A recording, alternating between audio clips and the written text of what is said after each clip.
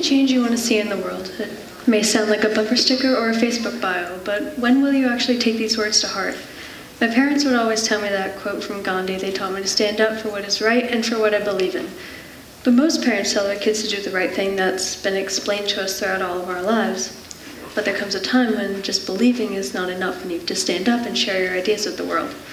So for me, activism has been part of my life ever since I was little. And activism requires much more than a bumper sticker. It requires perseverance and confidence because people are not always going to like what you have to say.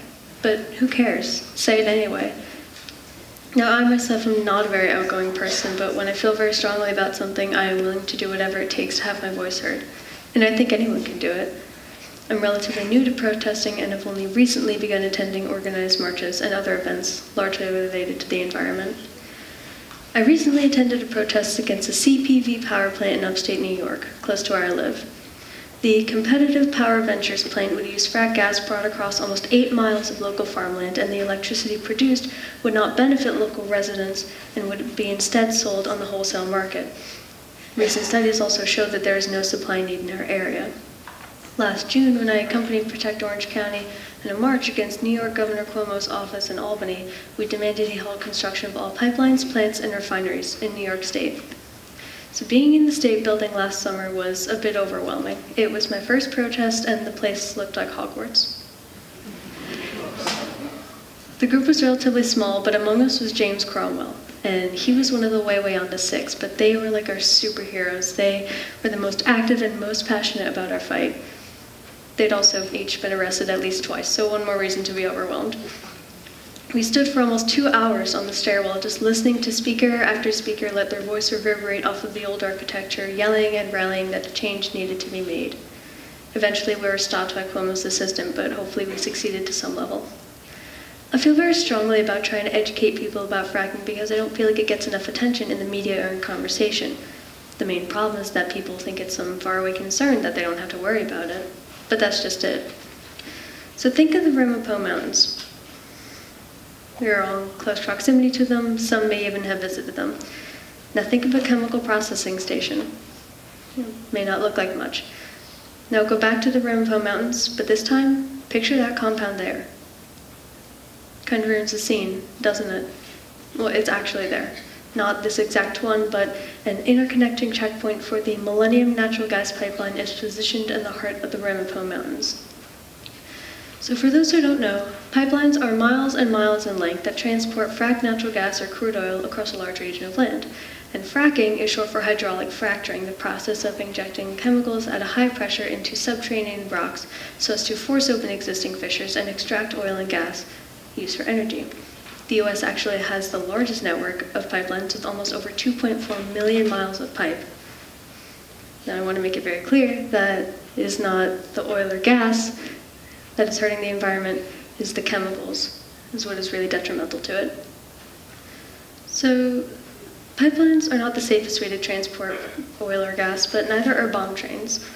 And bomb trains are train cars that carry the product to ports or refineries to be shipped out. Unfortunately, oil or gas is very flammable, and one spark could set off a chain explosion, and these are very common. But pipelines are no better than bomb trains because they still hold the same risk of exploding or leaking. Like last May, Spectra Energy pipeline crossing through Pennsylvania exploded entirely too close to a major highway. There were no casualties, but many other accidents have happened since then. So the fracking business is not always truthful. They suppress the scientific evidence, speaking out against what they are doing, and they lie to the surrounding population. For instance, they are not specifying the exact name or makeup of these harmful chemicals or that they use them at all. But contrary, Protect Orange County has footage through infrared lenses that chemical waste is released into the air after sunset, making them invisible to the naked eye. The most common health effects this has on the surrounding population are frequent bloody noses or stilted hormone growth in young adults or children. But the fracking business prevents that from being put out there because that would put their business and their profits to blame. But oil and gas are non-renewable energy sources. What the earth has, it has, and that's it. Also, it creates lots of jobs for the construction of the pipeline or plant, so short-lived. Recently, 2 executive orders were signed allowing both the Dakota Access Pipeline and the Keystone Pipeline to proceed with construction. Dakota Access would cross through sacred native land in North Dakota, and it completely omitted the existence of the Standing Rock Reservation, which directly violates the U.S. environmental justice policies. But the Standing Rock protests are peaceful and nonviolent. So though the local police used tear gas and rubber bullets on the reservationists, maybe in hopes that it will drive them away, the protesters have been #standing with Standing Rock since 2014, including notable Divergent actress Shailene Woodley, who was arrested this past October for trespassing on private property, and she is currently under federal investigation. Local officials also charged award-winning documentary filmmaker Dea Schlossberg with 3 felonies for filming an act of civil disobedience in which climate activists manually turned off the safety valves on pipelines spanning U.S. and Canada. She is sentenced for up to 45 years in federal prison. So the question we should be asking ourselves is it really worth it? All of the illnesses, corruption, environmental problems, and in some cases violence, it will really not benefit anyone in the long run. It will put money in the pockets of a select few for now, but in the end we will be facing an enormous environmental crisis.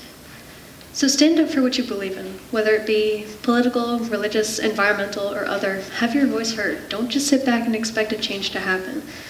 The activist life has made me a stronger person emotionally. It has taught me to be steadfast in my beliefs, and no matter if people throw things at you or if they just yell, stand yourself like a tree and say, no, you move.